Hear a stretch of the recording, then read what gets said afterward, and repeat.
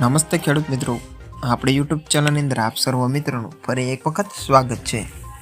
આજના સમાચાર વિશે વાત કરીએ તો રેશન કાર્ડ ધારકો માટે સારા સમાચાર અને 2016મો હપ્તો ક્યારે આવશે, આ મહત્વના સમાચાર વિશે વાત કરીશું.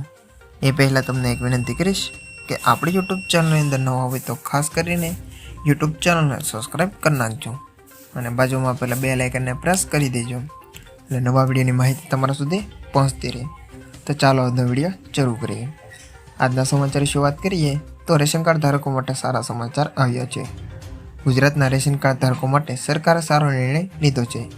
જો તમે આયુષ્યમાન કાર્ડ ધરાવતા ન હોય તો ઘર બેઠા કાર્ડ મેળવવા માટેની તક છે. સરકારે NFSA રેશન કાર્ડ ધારકો માટે ઘર બેઠા આયુષ્યમાન કાર્ડ મેળવવાની સુવિધા પૂરી પાડી છે. તેમાં ઘર બેઠા આયુષ્યમાન વેબસાઇટ, એપ અથવા તો નજીકના વિસ્તારના આશા બહેનો આરોગ્ય કર્મીઓ સંપર્ક કરી અને કાર્ડ મેળવી શકો છો. આગલા સમાચાર વિશે વાત કરીએ તો 2000નો હપ્તો ક્યારે આવશે. ભારત સરકાર દેશના ગરીબ પરિવારોને અને ખેડૂતોને આર્થિક સહાય પૂરી પાડવા માટે પ્રધાનમંત્રી કિસાન સન્માન નિધિ યોજના નામની એક અદ્ભુત યોજના ચલાવી રહી છે.